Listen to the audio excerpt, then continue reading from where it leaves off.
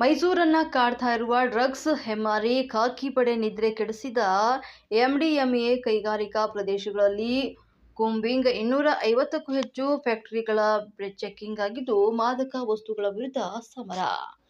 ಸಾಂಸ್ಕೃತಿಕ ನಗರಿ ಮೈಸೂರನ್ನ MDMA drugs ಹೆಮ್ಮಾರಿ ಕಾಡ್ತಾ ಇದ್ದು 6 ತಿಂಗಳ ಅಂತರದಲ್ಲಿ 2 ಎಂಡಿಎಂಎ ತಯಾರಿಕಾ ಘಟಕ ಪತ್ತೆಯಾದ ಹಿನ್ನೆಲೆ ಮೈಸೂರು ಖಾಕಿ ಪಡೆಯ ನಿದ್ರೆ ಕೆಡಿಸಿದೆ. ಮಾದಕ ವಸ್ತು ಹಾವಳಿಗಳಿಗೆ ಬ್ರೇಕ್ ಹಾಕಲು ಸಮಾಜಘಾತುಕ ಶಕ್ತಿಗಳ ವಿರುದ್ಧ ಮೈಸೂರು ಪೊಲೀಸರು ಸಮರವನ್ನ ಸಾರಿದ್ದಾರೆ. ನಗರ ಪೊಲೀಸ್ ಆಯುಕ್ತೆ ಸೀಮಾ ಲಾಟ್ಕರ್ ಹಾಗೂ ಡಿಸಿಪಿ ಸುಂದರ್ರಾಜ್ ಮಾರ್ಗದರ್ಶನದಲ್ಲಿ ಎಸಿಪಿ ರವಿಪ್ರಸಾದ್ ಉಸ್ತುವಾರಿಯಲ್ಲಿ ಇನ್ಸ್ಪೆಕ್ಟರ್ ಹಾಗೂ ಸಬ್ ಇನ್ಸ್ಪೆಕ್ಟರ್ಗಳ ಒಳಗೊಂಡಂತಹ 14 ತಂಡಗಳನ್ನು ರಚನೆ ಮಾಡಿ ಕೈಗಾರಿಕಾ ಪ್ರದೇಶಗಳ ಮೇಲೆ ಹದ್ದಿನ ಕಣ್ಣಿಟ್ಟಿದ್ದಾರೆ.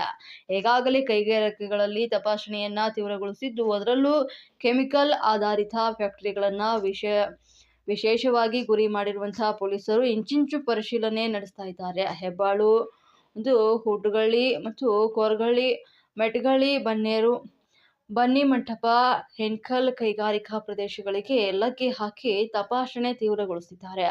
ಕಳೆದ 3 ದಿನಗಳಲ್ಲಿ ಮೈಸೂರು ಮಾತ್ರವಲ್ಲದೆ ಮಂಡ್ಯ ಜಿಲ್ಲೆ ಸೇರಿದಂತೆ 250ಕ್ಕೂ ಹೆಚ್ಚು ಫ್ಯಾಕ್ಟರಿಗಳ ತಪಾಸಣೆ ನಡೆಸಲಾಗಿದ್ದು, ಫ್ಯಾಕ್ಟರಿಗೆ ಸಂಬಂಧಪಟ್ಟಂತ ಗೋಡೌನ್, ಇಂಡಸ್ಟ್ರಿಯಲ್ ಶೆಡ್ ಸಹ ಟಾರ್ಗೆಟ್ ಮಾಡಿ ಪರಿಶೀಲನೆಯನ್ನು ನಡೆಸಲಾಗ್ತಾ ಇದೆ.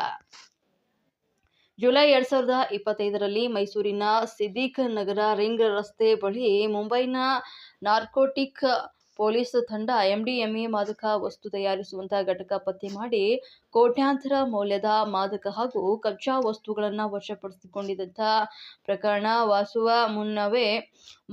ಮುನ್ನವೇ 4 ದಿನಗಳ ಹಿಂದೆ ದೆಹಲಿಯ ಎನ್ಸಿಬಿ ತಂಡ ಹೆಬ್ಬಾಳ್ ಕೈಗಾರಿಕಾ ಪ್ರದೇಶದಲ್ಲಿ ಫೆನೈಲ್ ಉತ್ಪಾದನೆ ಮಾಡುವ ಸೋಗಿನಲ್ಲಿ ಮಾದಕ ವಸ್ತು ತಯಾರಿಸ್ತಾ ಇದ್ದಂತಹ ಘಟಕದ ಮೇಲೆ ದಾಳಿಯನ್ನು ನಡೆಸಿ ಅಪಾರ ಪ್ರಮಾಣದ ಕಚ್ಚಾ ಸಾಮಗ್ರಿಗಳನ್ನು ವಶಪಡಿಸಿಕೊಂಡಿದೆ.